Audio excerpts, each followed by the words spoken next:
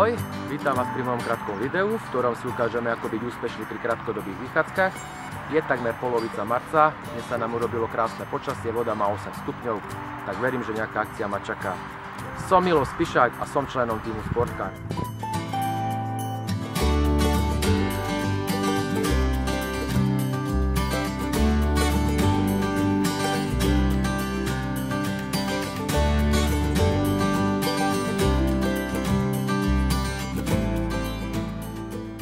Aby sme mohli vyťažiť maximum pri takto krátkych vychádzkach, musíme si zapamätať pár kľúčových vecí.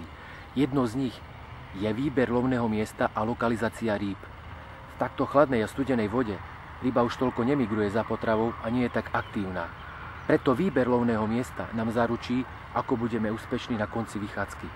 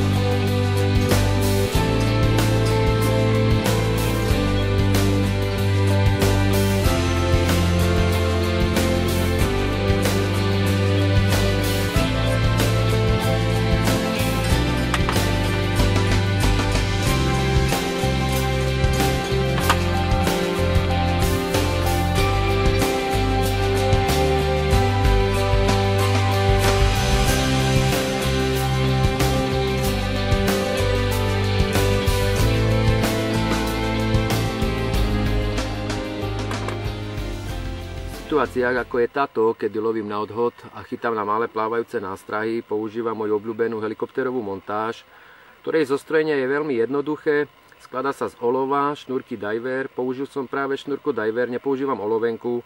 Táto šnúrka má zapletené ťažké tungstenové vlákna v sebe, čiže má oveľa lepšie kopírovacie vlastnosti na dne ako klasická olovenka.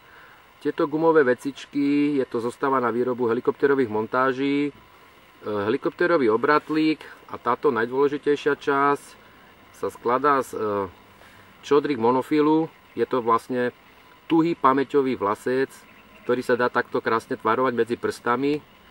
Ukončený tento malý nadväzec je háčikom vo veľkosti 4 zygrik a malá ananásová popka. Jej zostrojenie je veľmi jednoduché a je účinné.